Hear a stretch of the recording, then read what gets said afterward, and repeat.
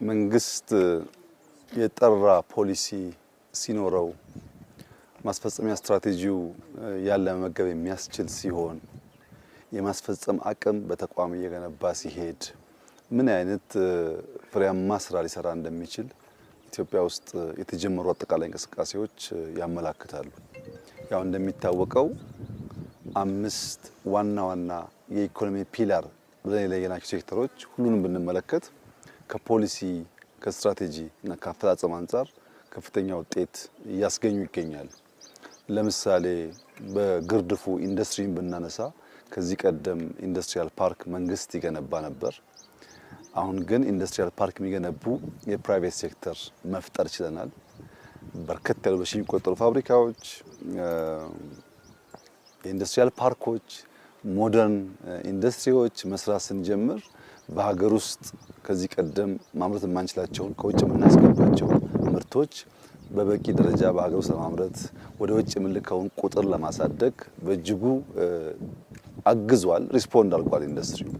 ኢንዱስትሪ ብቻ ሳይሆን ግብርናን ብንመለከት ኢትዮጵያ ውስጥ የነበረው ግብርና ይታወቃል ምን አይነት ችግር እንደነበረበት። በሚሊዮን የሚቆጠር አርሶ አደር በክላስተር ካደራጀን በኋላ ትራክተር፣ ኮምባይነር፣ ፓምፕ የተለያዩ ማሽነሪዎችን ማቅረብ ስንችል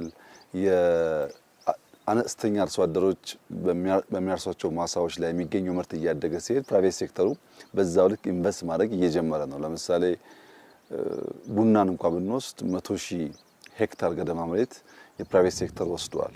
100,000ውን በኢሪጌሽን ከሰሩ የምናመርተውን ግማሽ ያክል ሊያመርት ይችላል።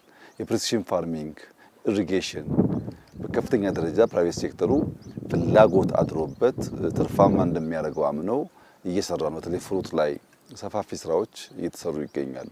ግብርናውም ሪስፖንድ አድርጎ በፍጆታችን ብቻ ሳይሆን በኤክስፖርታችን የሚታይ ሆኗል። በማይኒንግ ሴክተር ስንወስድ ከዚህ ቀደም ማይኒንግ ኢትዮጵያ ውስጥ ሊጠራ የሚችል ስራ አለ ማለት ይከብዳል። ኤክስፖርታችን ውስን ነው።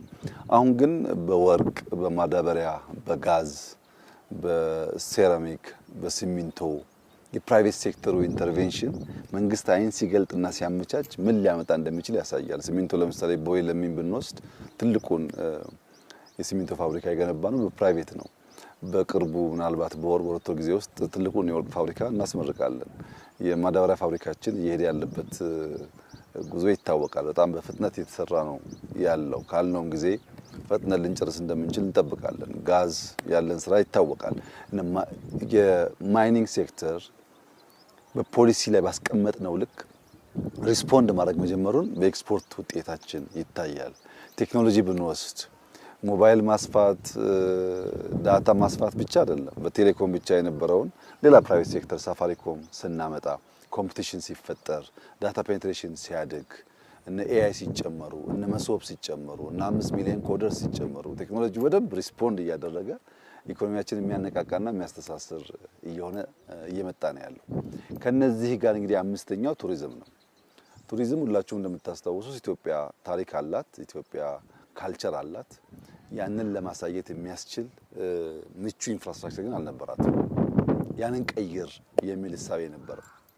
በገበታ ለሀገር፣ በገበታ ለሸገር፣ በገበታ ለትውልድ የሰራናቸው ስራዎች ባለሀብት አስተባብረን በመንግስት በጀት በመንግስት ሀብት ሳይሆን የቱሪዝም ሴክተሩን አይን ገልጠን አስተምረን ፕራይቬት ሴክተር እንዲገባ ማድረግ አለብን የሚል ነበር። ወንጪን በገበታ ሰራ ነው። ደንዲን ፕራይቬት ሰራው። ሶማሌ ላይ ሸበሌ ላይ በገበታ ሰራን፣ ከጎኑ ፕራይቬት ገባ። በይኑናን ሰራን፣ አዋሽ ፕራይቬት ገባ። አርባ ምንጭ ሰራን፣ ፕራይቬቶች ገቡ። ጅማ ፕራይቬት ገባ ከገበታ ጎን። ሚዛን ተፈሪ እንደምታውቁት ፕራይቬት ገባ። ከዚህ ቀደም እነዚህ ሁሉ ፕራይቬት ሴክተሮች ምን እጅ እግራቸውን ያዛቸው የተባለ እንደሆነ በግልጽ ስትራቴጂ የሚደገፉ መሆን ስላልቻሉ አሁን በጣም በስፋት ስራ ጀምረዋል። ለዚህ ለኮፕ እንኳን ስንወያይ አሁን 20,000 ገደማ ያለው የአልጋ ካፓሲቲያችን እንግዳይ መቀበል ወደ 80,000 ለማሳደግ የሚያስችሉ ስራዎች ኢትዮጵያ ውስጥ የተሰሩ ነው። በጣም ትልቅ ስራ ነው። ከዚህ ላይ እንግዲህ ኤርፖርቱ፣ መንገዱ፣ ኢነርጂው እየተጨማመረ ሲሄድ እየመገበው ሲሄድ ዘሆል ፖሊሲውን በከፍተኛ ደረጃ አጉልቶ ያሳያል።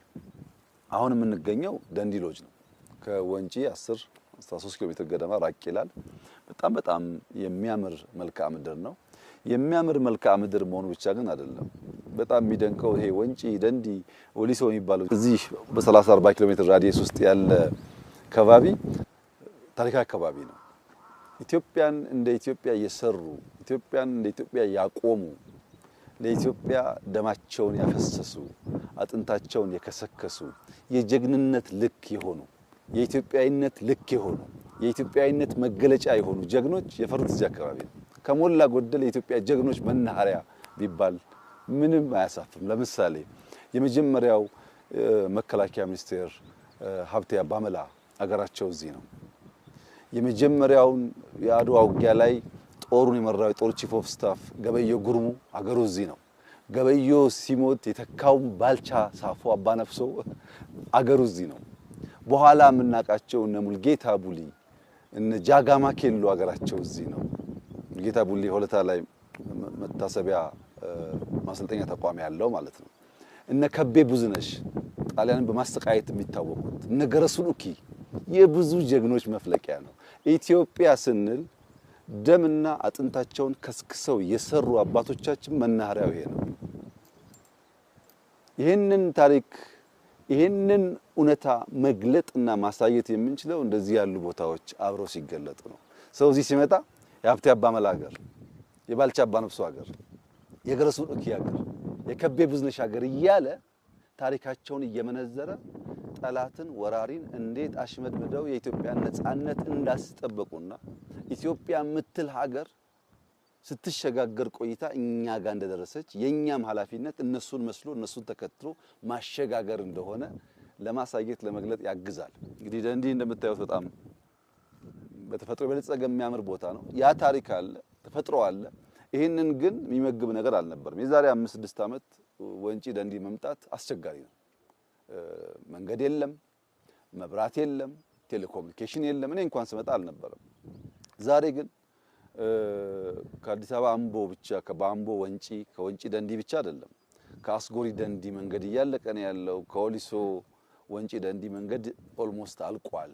ሶ በወሊሶ በኩልም በአምቦ በኩልም መምጣት ቢፈልግ የሚያስችል ነገር አለ። መንገዱ ሰርተናል፣ መብራት አስገብተናል፣ ቴሌኮም አምጥተናል። እንደዚህ ያለ ያማረ ሪዞርት በመንግስት አስተባባሪነትም በፕራይቬት ሴክተርም ተሰርቷል። ይሄንን አይቶ ከአዲስ አበባ በአንድ ሰዓት ተኩል ቢበዛ 2 ሰዓት መጥቶ መስተናገድ የሚቻልበትን እንደዚህ ያለውን ቦታ ማንም ሰው ሚስ ማድረግ አይፈልግም። በነገራችን ላይ ከአዲስ አበባ መነሻ አድርጎ ወደ 5ቱም በሮች 100 ኪሎ ሜትር ወደ አዳማ ይታወቃል ሃይዌይ አለ። ለምሳሌ ወደ አምቦ የቀደመው መንገድ እንዳለ ሆኖ ሌላ መንትያ መንገድ እየሰራ ነው። ስንጨርስ አንዱ መሄጃ አንዱ መምጫ ይሆናል። መሃል ላይ ተክል ሃይዌይ እንለዋለን። ወደ ደብረ ብርሃን አንድ መንገድ እየጨመርን ነው። አንዱ መሄጃ አንዱ መምጫ ነው። ወደ ፊቼ ወደ ወሊሶም አለ በ5ቱ በር። ለምን አዲስ አበባን ማዕከል አድርጎ ከፍተኛ የትራፊክ መጨናነቅ ስላለ በእነዚህ አማራጭ መንገድ 100 ኪሎ ሜትር ሰርተን እነሱ ደግሞ ውጤት ሲያመጡ ደግሞ 100 እየጨመር ለማዳረስ ማለት ነው። በዚህ ምክንያት በይኑናና አዋሽ ሰራነውም ስራ በሃይዌዩ ወደዚህ የሚሰራ ነው። ቀደም ባልኩት ሐሳብ በወሊሶም ይሁን በአምቦ በሁሉም አቅጣጫ ሰው ከአዲስ አበባ ዊኬንድ እየወጣ በእንዲህ ባለው ነፋሻ አየር በጣም በሚያምር ለአይን ታይቶ የማይጠገብ ከባቢ ላይ ሊዝናና ይችላል። ብዙ ሰዎች የኛን ስራ በቱሪዝም ለመለካት ይሞክራሉ። እንደዚህ መሳሳት ጥሩ አይደለም። ፖሊሲዎቻችን፣ ስትራቴጂዎቻችን በደንብ ማየት ጠቃሚ ነው።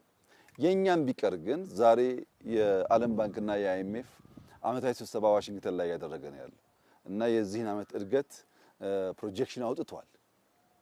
በአፍሪካ ውስጥ ቁጥር 1 ከፍተኛ እድገት ያላት ሀገር ኢትዮጵያ ናት። ከፍተኛ ቁጥር 1 በምን መጣ ሲባል በቱሪዝም በሰራነው ስራ፣ በግብርና በሰራነው ስራ፣ በኢነርጂ በሰራነው ስራ፣ በቴክኖሎጂ በሰራነው ስራ፣ በማይኒንግ በሰራነው ስራ በድምር ውጤት ነው ይሄ ነገር የመጣው። አፍሪካ በእነሱ ግምት ከ9% በላይ እድገት የምታረጋግጥ ብቸኛው ሀገር ኢትዮጵያ ናት።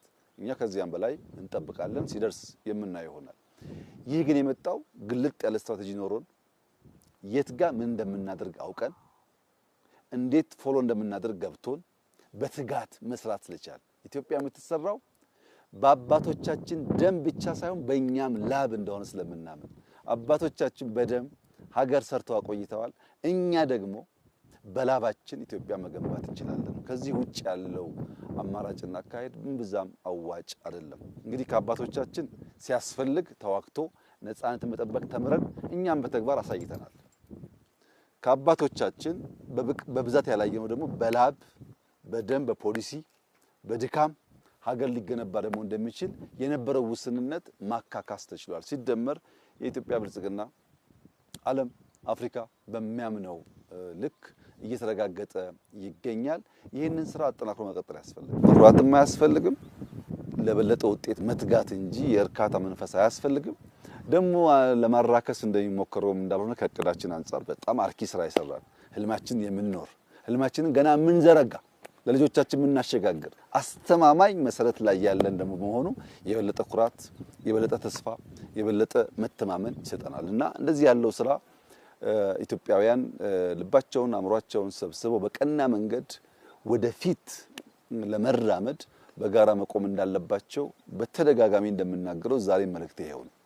እንደዚህ አይነት ስራ ሲሰራ ቅናት ሊኖር ይችላል፣ መትጋት አለመፈለግ ሊኖር ይችላል፣ የገንዘብ ውስንነት ሊኖር ይችላል። ይህንን ነገር በአጠቃላይ ውጤቱ የመለካት አቅም ውስንነት ሊኖር ይችላል። እንደዚህ ያለውን ጉዳይ ራዕይ ያላቸው ሰዎች ስራውን የሚሰሩ ሰዎች ማየት ያለባቸው በእነሱ ልክ ነው። ማጠቃለያ እንዲሆነኝ እንደዚህ ያለውን ስራ ጠቅለል ለማየትና ወደፊት ለመወንጨፍ የንስርና የቁራን ዝምድና ማየት ጠቃሚ ነው። ንስር በባህሪው አርቆ የሚያይ ብዙ ከለሮች የሚያይ በከፍታ የሚበር በከፍታ የሚመላለስ ከከፍታውም በከፍተኛ ርቀት አይቶ አልሞ አድኖ መብላት የሚችል በጣም ብርቱ የብዙ ጀግንነት የብዙ ብቃት መለኪያ ነው። ቁራ በአንጻሩ የቆሸሸ ቦታ የሚውል በመጮህ በማልቀስ አካባቢ ይበክል ባለበት አካባቢ ላይ ከሚበላውም ከሚረጨውም የተነሳ ብዙ የሚቆሹ ነገሮች የሚታዩበት የአዋፍ ዝርያ ነው። ይሄ የአዋፍ ዝርያ ከሌሎች በተለየ መንገድ ንስርን ሊፋለመው ይሞክራል። መቼ ንስር መጥቶ መሬት በሚያርፍበት ሰዓት ቁራ ከላይ ያርፍበትና ንስሩን አንገቱ ላይ የመደብደብ ለመናከስ የመሞከር የመተናኮል ስራ ይሰራል። ንስሩ ግን ቁራው ከላይ ተቀምጦ እየደበደበኝ ስለሆነ ምላሽ ልስጥ አይልም። ምን እያደረክ ነውም አይለውም። ሙከራህ ምንድነውም አይለውም። ከቁራው ሰፈር በከፍተኛ ፍጥነት ወደ ራሱ ሰፈር ይበራል።